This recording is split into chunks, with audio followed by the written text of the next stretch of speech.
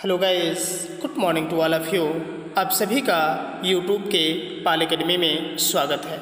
आज हम लोग कक्षा 12वीं के पद्य में संकलित मैथिली शरण गुप्त के जीवन परिचय को पढ़ेंगे। देखिए, कई कमेंट्स अभी आए थे कि सर जीवन परिचय, साहित्यिक परिचय एवं उनकी कृतियों आदि को लिखने में असुविधा हो रही है, जो राज्य प्रकाशन के बुक में सीधे सीधे दिया था। तो उससे मैंने छांट छांट के अलग अलग से बनाया संक्षिप्त पर जीवन परिचय, साहित्यिक परिचय और कृतियों को तथा साहित्य में स्थान उनका कैसे है। ध्यान से पूरा वीडियो देखिएगा, कैसे लिखना है, लिखने के तरीके आपको बताए जाएंगे।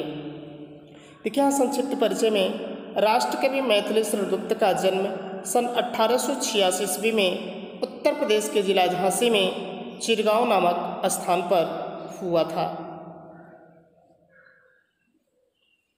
इनके पिता वैश्य थे, उनका नाम था सेठ रामचरण।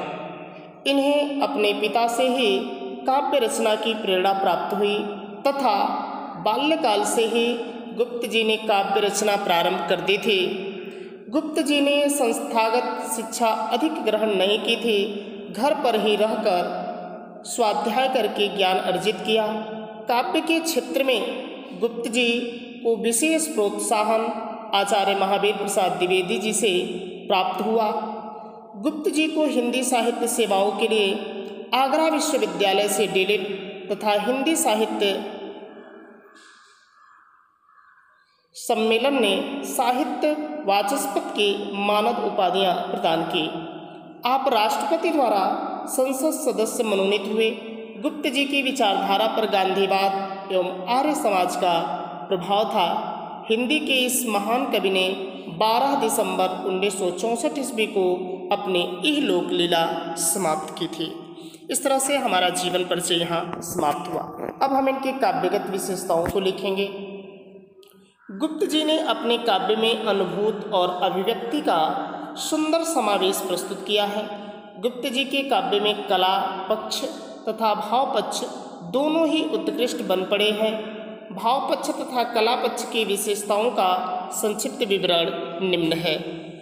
भाव पक्ष में गुप्त जी भारतीय संस्कृति के उपासक थे, अतः उन्होंने अतीत भारत के पौराणिक एवं ऐतिहासिक गौरवपूर्ण चित्र प्रस्तुत किए हैं। इनके साथ साथ गुप्त जी ने आधुनिक भारतीय समाज के समस्त चेतनाओं, मान्यताओं और समस्याओं का यथार्थ चित्रण प्रस्तुत किया है। गुप्त जी के काव्य के प्रमुख वर्ण विषय निम्नलिखित हैं। राष्ट्रीय भावना। गुप्त जी का काव्य राष्ट्रीयता की भावना से ओतप्रोत है। उनका एक मुख्य उद्देश्य भारतीय जनता में राष्ट्रीय चेतना जागृत करना था।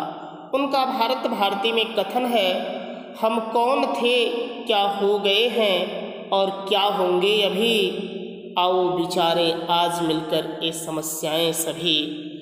इन समस्याओं के विषय में, राष्ट्र के विषय में कहे हैं। भक्ति भावना इनकी है।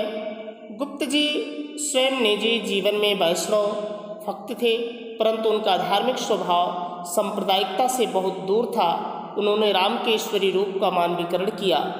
ये नहीं लिखना है, बस इतने लिख देना है। फिर उसके बाद से प्रकृति चित्रण में गुप्त जी ने अपने काव्य में उत्कृष्ट प्रकृति चित्रण प्रस्तुत किया है। उनके द्वारा किए गए प्रकृति चित्रण में हृदय को आकर्षित कर लेने वाली क्षमता और सरलता है। अपने खंड काव्य पंचवटी में गुप्त जी ने प्राकृतिक वातावरण का मनोरम चित्रण प्रस्तुत किया है, जो काफ़ी प्रसिद्ध कविता है। चारों चंद की चंचल किरणें खेल रही थी जलथर में, स्वच्छ चांदनी बिछी हुई थी अवन और अंबर तल में, पुलक प्रकट होती है धरती हरित तृणों की नोकों से, मानो झूम रहे हो तर भी मंद पवन के झोंकों से। प्रकृति चित्रण के बाद से नारी महत्ता पर इन्होंने लिखा है। गुप्त जी ने समाज में नारी की स्थिति को ऊंचा उठाने के लिए हर संभव प्रयास किया। गुप्त जी ने अपने काव्य में सदियों से उपेक्षित नारियों जैसे कि उर्मिला तथा यशोधरा के चरित्र का चित्रण करके एक नई परंपरा का सूत्रपात किया। उन्होंने भारतीय समाज में उपेक्षित नारी के साथ गंभीर सहानुभूति प्रकट की। क्या लिखा? अबला जीवन हाय तुम्हारी यही कहानी, आंचल में है दूध और आँखों में पानी। इस तरह से साहित्यिक परिचय लिखने के बाद से अब हम उनकी रचनाओं को देखेंगे। गुप्त जी ने कुल मिलाकर 40 ग्रंथों की रचना की है, जिनमें उनकी मौलिक एवं अनुदित रचनाएं सम्मिलित हैं। उन्होंने प्रबंध काव्य, खंड काव्य तथा चंपू आदि सभी प्रकार के ग्रंथों की रचना की। उनके प्रमुख ग्रंथ हैं काव्य हैं रंग में भंग, जयद्रथ वध, भारत भारती, मंगल घट, त्रिपथगा, कुणाल, किसान, स्वदेश संदेश, वन वैभव आदि साकेत गुप्त जी का प्रसिद्ध महाकाव्य है। इसके बाद से अंत में लिख देंगे साहित्य में स्थान क्या है। मैथिली गुप्त जी ने हिंदी साहित्य को राष्ट्रीयता से ओतप्रोत काव्य प्रदान किया तथा पारंपरिक हिंदी काव्य की श्रृंगार रस की दलदल को समाप्त करने में पहल के।